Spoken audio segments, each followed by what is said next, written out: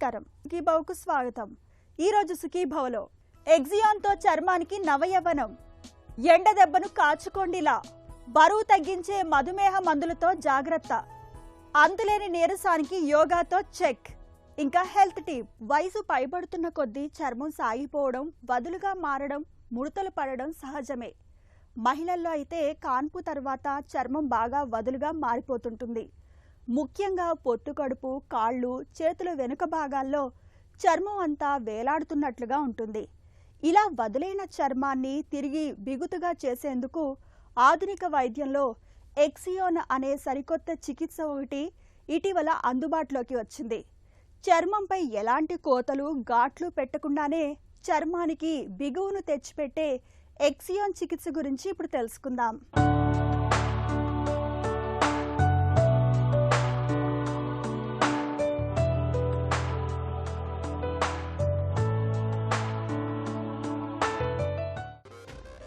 60 ఏళ్ల వయసులోనూ 20 ఏళ్ల వారిలా కనిపించాలనుకోవటం సహజం। కానీ మనం ఎంత వద్దనుకున్నా వయసుతో పాటు శరీరంలో మార్పులు వచ్చేస్తుంటాయి। చర్మం బిగువు పట్టు సడలిపోతూ ఉంటుంది, చర్మం సాగిపోయి వదులుగా మారుతూ ఉంటుంది, ముడతలు కూడా వచ్చేస్తుంటాయి।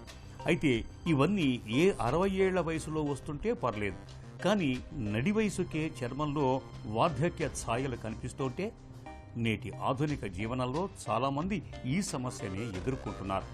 కాలుష్యం, ఒత్తిడి, జీవనశైలి మార్పులు ఇవన్నీ మన చర్మంపై ప్రతికూల ప్రభావం చూపిస్తున్నాయి। ఫలితంగా చర్మం కింద ఉండే కొల్లాజెన్ తగ్గిపోతుంది, దీంతో చర్మం వదులుగా మారి పట్టు సడలుతోంది। చాలామంది చర్మానికి తిరిగి బిగువును తీసుకొచ్చేందుకు అనేక ప్రయత్నాలు చేస్తూ ఆపసోపాలు పడుతూ ఉంటారు। అలాంటి వారికి ఇటీవలి కాలంలో ఎక్సియోన్ ఫ్రాక్షనల్ ఆర్ఎఫ్ అనే సరికొత్త చికిత్స ఒకటి అందుబాటులోకి వచ్చింది। దీని సాయంతో ఎలాంటి కోత పెట్టకుండానే చర్మానికి తిరిగి బిగువును తీసుకురావచ్చని చెబుతారు డాక్టర్లు। ఏ విధంగా వచ్చిందో ఈ మెటబాలిక్ డిసీజ్ అనేది ఇన్సులిన్ రెసిస్టెన్స్ వల్ల అబ్డామినల్ ఫ్యాటు, విసరల్ ఫ్యాటు ఎక్కువ అవటం, మనకేమో కార్బోహైడ్రేట్ ఫుడ్ ఎక్కువ, పిండి పదార్థాలు ఉన్నది, అన్నం కానీ మనం అది ఇప్పుడేమో కొంచెం మిల్లెట్స్ అయితే అంత కార్బోహైడ్రేట్స్ కాదు, అవి మంచి ఆరోగ్యానికని, అవి కూడా చాలా కార్బోహైడ్రేట్స్ ఉంటున్నాయని, మనకి కార్బోహైడ్రేట్ రిచ్ ఫుడ్ వెనక కాలంలో వాళ్ళు ఫిజికల్గా చాలా శ్రమ పడేవారు కాబట్టి ఎంత కార్బోహైడ్రేట్స్ తిన్నా అరిగిచ్చేసుకునేవాళ్ళు।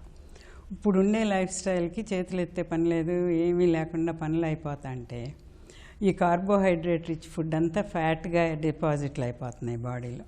అందుకని మనం ఎక్కడన్నా నుంచుని చూస్తే మెన్ కానీ ఉమెన్ కానీ పొట్ట లేని వాళ్ళు కనపడకపోవటం, అబ్డామినల్ ఫ్యాటు, విసరల్ ఫ్యాటు చాలా ఎక్కువ ఉండటం, అవి చాలా ఎక్కువ కనపడుతున్నాయి। దాని వల్ల ఆరోగ్యానికి కూడా చాలా నష్టాలు, కొలెస్ట్రాల్ అవ్వటం, ఫ్యాటీ లివర్ అనేది రావటం, కొలెస్ట్రాల్ డిపాజిట్స్ బ్లడ్ వెసల్స్లో ఉండటం వల్ల సర్క్యులేషన్ ఎఫెక్ట్ అవ్వటము, ఇవన్నీ జరుగుతున్నాయి। కాబట్టి దాని గురించి పట్టించుకోవాల్సిన అవసరం చాలా ఉంది। అది దానికి కూడా ఎక్సర్సైజు, డయట్ ఒక పెద్దదైతే మెషిన్స్ కూడా ఉన్నాయి జంప్ స్టార్ట్ చేయడానికి।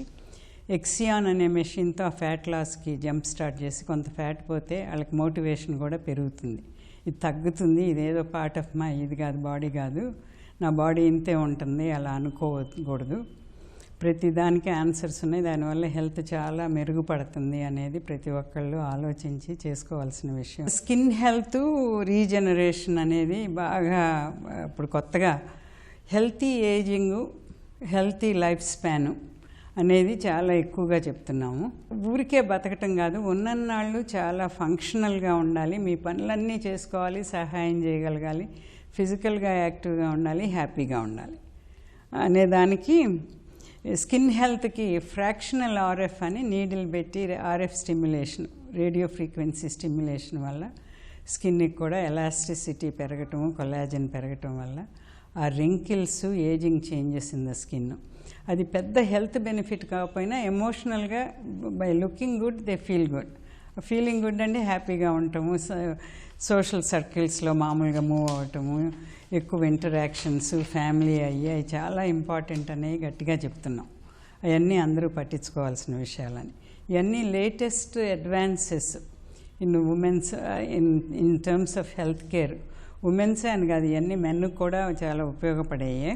ఎక్సియోన్ ఫ్రాక్షనల్ ఆర్ఎఫ్ చర్మానికి నవయవ్వనాన్ని తీసుకొచ్చే అత్యాధునిక చికిత్స విధానం. ఎక్సియోన్ ఆర్ఎఫ్ విధానంలో రేడియో ఫ్రీక్వెన్సీ ఎనర్జీని ఉపయోగించి చర్మంలోని లోతైన పొరలను స్టిమ్యులేట్ చేస్తారు. ఈ ప్రక్రియ వల్ల చర్మం కింద కొల్లాజన్, ఎలాస్టిన్ ఉత్పత్తి పెరుగుతుంది. ఫలితంగా వదులైన చర్మం తిరిగి బిగుతుగా మారుతుంది. ప్రత్యేకంగా ఫ్రాక్షనల్ టెక్నాలజీ వల్ల చర్మానికి హాని తక్కువగా ఉంటుంది. తక్కువ సమయంలోనే కోలుకోవచ్చు. ముఖంలో మాత్రమే కాదు, మెడ, చేతులు వంటి భాగాల్లో కూడా ఎక్సియోన్ ఫ్రాక్షనల్ రేడియో ఫ్రీక్వెన్సీ చికిత్స చేయవచ్చని చెబుతారు నిపుణులు. ఇంకా బాగా ఉన్నది ఎంస్కల్ప్ట్ నియో అని ఒకటి వచ్చింది. దానికి ఏంటంటే స్కెలిటల్ మజిల్స్ అంటాం, మన బాడీలో ఉండే మజిల్స్ అన్నిటినీ. అవి 40 ఏళ్ల కాడి నుంచి ఇయర్కి 1% చొప్పున తగ్గిపోతూ ఉంటాయి. ముందు కూడా 40 ఏళ్ళకి ముందు కూడా అస్సలు యాక్టివ్గా లేని వాళ్ళకి తగ్గుతూ ఉంటాయి. అవి ఏంటంటే ఊరికే జిమ్కి వెళ్ళి బాగా మెషిన్స్ అన్నీ వాడి ఒక్కొక్క మజిల్ ఏం చేయాలనేది ట్రైనర్స్ చెప్తారు. దాని ప్రకారం చేయాలి. అది అందరికీ టైం కుదరదు, అవి వెళ్తాం కుదరదు. దానికి కూడా మెషిన్స్ వచ్చినాయి, కానీ machines is not an answer for anything. I only to jump start and increase the muscle. కొంచెం పెంచినాక మీ అంతటికి మీరు చేసుకునేటట్టు వచ్చేటట్టు చేసుకోవాలనేదే దాని ఉపయోగం. ఎంస్కల్ప్ట్ కూడా this is a HIFEM stimulation of the muscles. దాంట్లో రేడియో ఫ్రీక్వెన్సీ కూడా ఉండటం వల్ల 25% మజిల్ స్ట్రెంగ్త్, 25% ఫ్యాట్ లాస్ జరుగుతుంది with 4 treatments 1 week apart. Latest in the world that is introduced is Exomind అని ఒకటి వాళ్ళే ఇంట్రడ్యూస్ చేసింది. It's mind stimulation. అది అమెరికాలో చాలా ఏళ్ళగా transcranial electromagnetic stimulation of the brain అనేది చేస్తున్నారండి. దానికి అది వరకు ఆ మెషిన్స్ చాలా క్లమ్జీగా ఉండేవి. ట్యూబులు, ఓపెన్ ట్యూబులు, మళ్ళీ కూలింగ్ చేయడానికి వేరే ట్యూబులు పంపించడం, అలాంటిది బాగా మోడర్నైజ్ చేసి ఆల్ ఓవర్ ద వరల్డ్ ఒక యూరోపియన్ కంపెనీ చేసి పంపిస్తున్నారు. దానికి ఇవన్నీ mild depression, anxiety, feeling of well being అవన్నీ చాలా ఇంప్రూవ్ అవుతున్నాయి. Binge eating, control of weight కూడా హెల్ప్ అవుతున్నాయి. చర్మానికి ఎక్సియోన్ ఫ్రాక్షనల్ ఆర్ఎఫ్ చికిత్స తీసుకోవటం వల్ల ముడతలు బాగా తగ్గిపోతాయి. చర్మం తిరిగి బిగువును సంతరించుకుంటుంది. అంతేకాదు, చర్మం మృదువుగా కూడా మారుతుంది. ఈ చికిత్స నాన్ ఇన్వేజివ్ ట్రీట్మెంట్, అంటే చర్మంపై ఎక్కడా చిన్న కోత గాని ఘాటు గాని పెట్టరు. నొప్పి అసలే ఉండదు. సాధారణంగా కొన్ని సెషన్లలోనే మంచి ఫలితాలు కనిపిస్తాయి. అయితే ప్రతి ఒక్కరి చర్మం తీరు ఒకే రకంగా ఉండదు. కాబట్టి ఒకసారి డెర్మటాలజిస్ట్ సలహా తీసుకుని మాత్రమే ఈ చికిత్స చేయించుకోవటం మంచిది. సరైన వైద్యుల సలహా తీసుకొని చర్మానికి ఏది సరిపోతుందో తెలుసుకుని ఆపై చికిత్స విషయంలో నిర్ణయం తీసుకోవటం మేలు. వేసవిలో ఓవైపు వేడి, ఉక్కబోతలు మనల్ని ఉక్కిరిబిక్కిరి చేసేస్తుంటాయి. పైనుంచి భానుడి కాల్చేసే కిరణాలు, కింద నేల నుంచి ఎగిసే సెగలు మన శరీరాల్ని ఉష్ణకూపాల్లాగా మార్చేస్తుంటాయి. మండిపోయే ఈ ఎండల దాటికి మనలో చాలామంది నీరసం, నిస్సత్తువులతో కూలబడిపోతుంటారు. ఎండ దెబ్బగా పిలిచే ఈ విపత్తును ఎదుర్కొనేందుకు ఏం చేయాలో, ఎలాంటి జాగ్రత్తలు తీసుకోవాలో ఇప్పుడు తెలుసుకుందాం.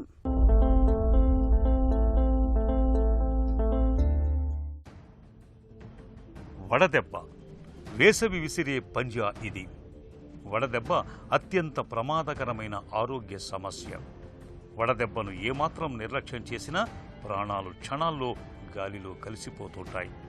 సహజంగా ఎండల వేడిని తట్టుకునేందుకు మన శరీరం చెమట రూపంలో నీటిని బయటకు పంపి తనను తాను రక్షించుకుంటూ ఉంటుంది. కొన్ని సందర్భాల్లో ఈ ఎండల తీవ్రతను నియంత్రించే వ్యవస్థ మన శరీరంలో విఫలమైనప్పుడు మనిషి అపస్మారకంలోకి వెళ్లటం, అసలు చెమటలు పట్టకపోవటం, తలపోటు, వాంతులు, తీవ్రమైన జ్వరం లాంటివి వచ్చి ప్రాణాపాయ స్థితిలోకి వెళ్లే ప్రమాదం ఉంది. వడదెబ్బ తగిలిన వారిలో శరీర ఉష్ణోగ్రత ఒక్కోసారి 105 డిగ్రీల దాకా వెళుతుంది. శ్వాసక్రియ వేగం పెరుగుతుంది. రక్తపోటు, పల్స్ రేట్ బాగా పెరిగిపోతుంది. ఒక్కోసారి స్పృహ కూడా కోల్పోతుంటారు. ఈ స్థితిలో నిర్లక్ష్యం చేస్తే వడదెబ్బ ప్రాణాంతకం అయ్యే అవకాశం కూడా ఉంది. వడదెబ్బ తగిలినప్పుడు ముందుగా ఆ వ్యక్తి ఒంటిపైన ఉన్న దుస్తుల్ని తొలగించాలి. చల్లగా గాలి వచ్చే ప్రదేశంలో పడుకోబెట్టాలి. శరీర ఉష్ణోగ్రత ఎక్కువగా ఉన్నట్లయితే తగ్గించే ప్రయత్నం చేయాలి. తడిబట్ట లాంటిది కప్పటం వల్ల మంచి ఫలితం ఉంటుంది. గ్లూకోజ్ నీళ్లను లేదా కొబ్బరి బోండా నీళ్లను తాగించటం మంచిది. పరిస్థితి మరీ ప్రమాదకరంగా ఉన్నప్పుడు వెంటనే ఆసుపత్రికి తీసుకువెళ్ళాలి. అవసరాన్ని బట్టి ఫ్లూయిడ్స్ ఎక్కించాలి. వడదెబ్బను నివారించుకునేందుకు వేసవి సీజన్లో కాటన్ దుస్తులు ధరించటం మేలు. పసుపు, తెలుపు రంగు దుస్తులు ధరిస్తే మరీ మంచిది. నీళ్లను, ద్రవాహారాలను ఎక్కువగా తీసుకోవాలి. బయటకు వెళ్లాల్సి వచ్చినప్పుడు తప్పనిసరిగా గొడుగును వాడుకోవాలి. వేసవిలో దూరపు ప్రయాణాలు చేయకపోవటం ఉత్తమం. పొద్దున్నే ఫ్రెష్గా తాజాగా లేవాలనుకుంటాం. కొత్త ఉత్సాహంతో ఉల్లాసంగా రోజంతా గడపాలని కోరుకుంటాం. కానీ లేచి లేవగానే ఒళ్ళంతా నీరసం ఆవహించేస్తుంటే ఎందుకు తెల్లారిందా అని ఉసూరుమనిపిస్తుంటుంది. రోజంతా ఒకటే బడలికగా, నీరసంగా, నిస్సత్తువుగా ఉంటుంటే ఏ పని చేయబుద్ధి కాదు. ఓపికంతా జావగారిపోయి, ఒంట్లో అణువణువు డీలా పడిపోయి, రోజంతా బద్ధకంగా, బరువుగా బండిని లాగించాల్సి వస్తుంటుంది. మనలో కొంతమందికి నీరసం, నిస్సత్తువ అనేది పెద్ద సమస్యగా మారుతుంటుంది. వైద్య పరిభాషలో క్రానిక్ ఫెటిగ్ సిండ్రోమ్గా పిలిచే ఈ సమస్యకు యోగాను ఓ చక్కటి పరిష్కారంగా చెబుతారు నిపుణులు. అంతులేని నీరసాన్ని అధిగమించేందుకు ఉపకరించే యోగాసనాలు, వాటి సాధనలో మెలకువల గురించి ఇప్పుడు తెలుసుకుందాం.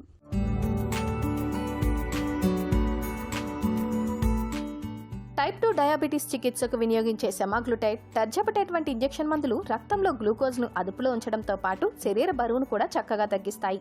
ఈ నేపథ్యంలో మధుమేహం లేకపోయినా సరే కొంతమంది ఇంజెక్షన్లు తీసుకుంటున్నారు. వాస్తవానికి ఎండోక్రినాలజిస్టులు, జనరల్ ఫిజిషియన్ల సూచనలతోనే సెమాగ్లుటైడ్, టర్జపటైడ్ లాంటి ఫార్ములేషన్స్తో కూడిన మందులు వాడాలి. ఇతర వైద్యులకు వీటిని సూచించే అర్హత లేదు. కానీ కొందరు వీటిని వాడాలని సూచిస్తున్నారు. ఇది దీర్ఘకాలంలో తీవ్ర ముప్పునకు దారితీస్తుందని వైద్య నిపుణులు హెచ్చరిస్తున్నారు. నిపుణుల పర్యవేక్షణ లేకుండా ఈ మందుల వినియోగంతో తీవ్రమైన ప్యాంక్రియాటైటిస్, మూత్రపిండాల ప్రభావం, జీర్ణాశయ, పిత్తాశయంలో రాళ్లు, పిత్తాశయ వాపు, ఇతర అనారోగ్య సమస్యలు ఏర్పడతాయని గుర్తుంచుకోవాలి. కొన్నిసార్లు ప్రాణాలకే ప్రమాదం వాటిల్లవచ్చు. డాక్టర్ రాసిచ్చిన మందుల చీటీ లేకుండా అర్హత లేని వారు రాసినా ఔషధ దుకాణదారులు వీటిని ఓవర్ ది కౌంటర్ విక్రయించకూడదు. ఆన్లైన్ ప్లాట్ఫామ్లు, అనధికార వ్యక్తుల నుంచి ఈ మందులను ఎంతమాత్రం కొనుగోలు చేయకూడదు. వీటి పేరుతో మార్కెట్లో నకిలీ ఉత్పత్తులు విక్రయించే ప్రమాదం ఉంది. నకిలీ ఇంజెక్షన్లను వాడితే ప్రాణాలకే ప్రమాదమని గుర్తుంచుకోవాలి. సెమాగ్లుటైడ్, టర్జపటైడ్ మందులను ఎవరు పడితే వారు ఎలా పడితే అలా వాడితే ప్రాణాలకే ముప్పు వస్తుంది. ముఖ్యంగా బాడీ మాస్ ఇండెక్స్ BMI 25 లోపు ఉంటే ఈ మందుల్ని వాడాల్సిన అవసరమే లేదు. BMI 30 దాటితే ఎండోక్రినాలజిస్టులు, జనరల్ ఫిజిషియన్ల సూచనలతో మాత్రమే వాడాలి. పొద్దున్నే ఫ్రెష్గా తాజాగా లేవాలనుకుంటాం. కొత్త ఉత్సాహంతో ఉల్లాసంగా రోజంతా గడపాలని కోరుకుంటాం. కానీ లేచి లేవగానే ఒళ్ళంతా నీరసం ఆవహించేస్తుంటే ఎందుకు తెల్లారిందా అని ఉసూరుమనిపిస్తుంటుంది. రోజంతా ఒకటే బడలికగా, నీరసంగా, నిస్సత్తువుగా ఉంటుంటే ఏ పని చేయబుద్ధి కాదు. ఓపికంతా జావగారిపోయి, ఒంట్లో అణువణువు డీలా పడిపోయి, రోజంతా బద్ధకంగా, బరువుగా బండిని లాగించాల్సి వస్తుంటుంది. మనలో కొంతమందికి నీరసం, నిస్సత్తువ అనేది పెద్ద సమస్యగా మారుతుంటుంది. వైద్య పరిభాషలో క్రానిక్ ఫెటిగ్ సిండ్రోమ్గా పిలిచే ఈ సమస్యకు యోగాను ఒక చక్కటి పరిష్కారంగా చెబుతారు నిపుణులు. అంతులేని నీరసాన్ని అధిగమించేందుకు ఉపకరించే యోగాసనాలు, వాటి సాధనలో మెలకువల గురించి ఇప్పుడు తెలుసుకుందాం.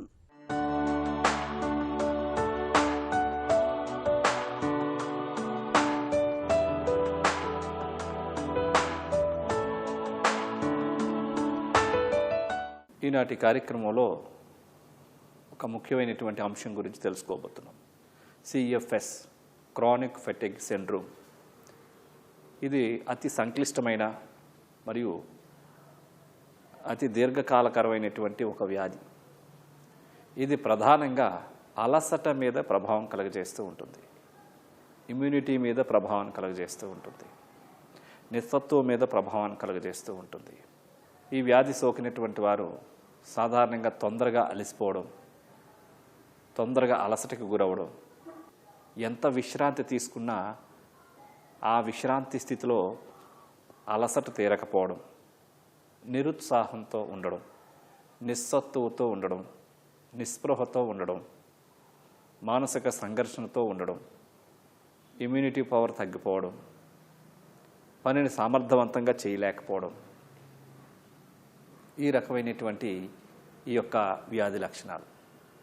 ఇది సాధారణంగా 30 నుంచి 50 ఏళ్ల వయసులో ఇది బాధిస్తుందని తెలుస్తుంది. మరి యోగ శాస్త్రం ఏం చెప్తుందంటే, యోగాలో కొన్ని ప్రత్యేకమైనటువంటి వ్యాయామాలు, ఆసనాలు, ముద్రలు, ప్రాణాయామాలు, సూర్య నమస్కారాలు, ఇట్లాంటివన్నీ కొన్ని ప్రత్యేకమైనటువంటివన్నీ చేయడం ద్వారా బాడీ సిస్టమ్ను మళ్ళీ రీజువనేషన్ చేసి ఇమ్యూనిటీ లెవెల్స్ పెంచి ఆ యొక్క శరీర తత్వాన్ని కూడా మార్చుకునేటటువంటి అవకాశాలు ఉన్నాయి. మరి అందులో భాగంగా కొన్ని ముఖ్యమైనటువంటి ఆసనాల గురించి మనం తెలుసుకోబోతున్నాం.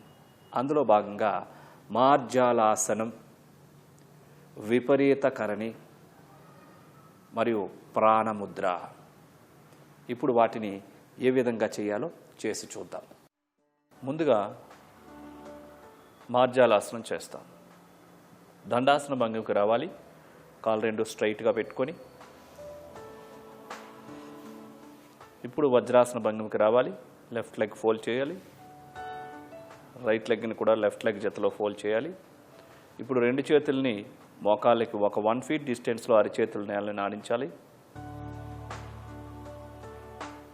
మోకాలు రెండు మధ్యలో ఒక 1/2 ఫీట్ డిస్టెన్స్ ఉంచుకోవాలి. ఇప్పుడు శ్వాసను తీసుకుంటూ తలను పూర్తిగా పైకి లేపాలి. వెన్నెముకను కిందకి ఉంచాలి. ఇప్పుడు శ్వాసను పూర్తిగా విడిచిపెడుతూ వెన్నెముకను పైకి లేపుతూ తలను పూర్తిగా రెండు చేతుల మధ్యలోకి తీసుకొని రావాలి. ఇదే విధంగా శ్వాసను తీసుకుంటూ నిదానంగా స్పైన్ డౌన్ చేయాలి. శ్వాసను విడిచిపెడుతూ హెడ్ డౌన్ చేయాలి. శ్వాసను తీసుకుంటూ హెడ్ రేజ్ చేయాలి, స్పైన్ డౌన్ చేయాలి. శ్వాసను విడిచిపెడుతూ వెన్నెముకను పైకి లేపుతూ తలను ముందుకి ఉంచుకోవాలి. ఇప్పుడు శ్వాసను తీసుకుంటూ వెన్నెముకను కిందకు దించుతూ హెడ్ని రేజ్ చేయాలి.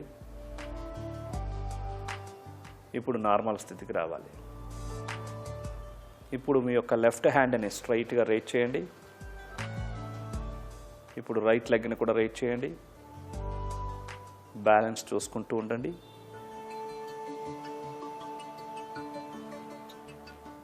ఇప్పుడు లెఫ్ట్ హ్యాండ్ని రైట్ లెగ్ని రిలీజ్ చేసి అదేవిధంగా రైట్ హ్యాండ్ని రేజ్ చేస్తూ ఇప్పుడు మీ యొక్క లెఫ్ట్ లెగ్ని కూడా స్ట్రైట్గా రేజ్ చేసి ఉంచాలి. ఇప్పుడు మీ రైట్ హ్యాండ్ని లెఫ్ట్ లెగ్ని కూడా రిలీజ్ చేసి వజ్రాసన భంగిమకి రావాలి. వజ్రాసనం నుంచి బయటకు రావాలి. ఇప్పుడు విపరీత కరణి చేస్తాం.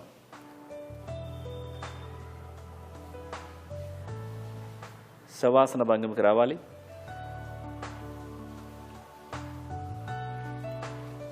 ఇప్పుడు రెండు కాళ్ళని ఫోల్డ్ చేసి ఇప్పుడు రెండు లెగ్స్ని కొద్దిగా లిఫ్ట్ చేస్తూ ఒక జర్కుతో శరీరాన్ని పైకి లేపి రెండు చేతులతో వెన్నుముకకు సపోర్ట్ ఇవ్వాలి. అర్ధ సర్వాంగాసన పోస్చర్లో ఉండాలి. 1 2 3 4 5 6 7 8 9 10 లెగ్స్ ఫోల్డ్ చేసి నిదానంగా స్పైన్ కిందకి డౌన్ చేయాలి. ఇప్పుడు రెండు కాళ్ళు స్ట్రైట్గా ఉంచుకొని శవాసన భంగిమలో విశ్రాంతిగా ఉండాలి.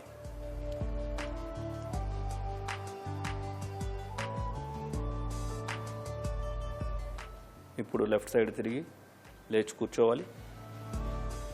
పద్మాసన భంగిమకి రావాలి. సుఖాసనంలో ప్రాణముద్ర, అరిచేతులు ఆకాశం వైపు చూస్తున్న విధంగా ఉంటాయి. బొటన వ్రేలికి చిటికిన వ్రేలు, ఉంగరపు వేలు చివర్ల మాత్రమే టచ్ చేయాలి. ఇండెక్స్ ఫింగర్, మిడిల్ ఫింగర్ స్ట్రైట్గా ఉండాలి. బ్యాక్ స్ట్రైట్గా ఉండాలి. షోల్డర్స్ రిలాక్స్గా ఉండాలి. ఫేస్ రిలాక్స్గా ఉండాలి. కళ్ళు మూసుకోవాలి. నిదానంగా శ్వాసను తీసుకుంటూ పూరక, కుంభక, రేచక, శూన్యక, నియమాలు నిష్పత్తులను పాటిస్తూ ప్రాణాయామం చేయాలి.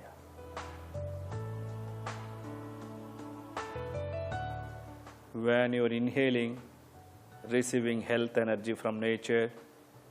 When you are exhaling, remove your diseased energy.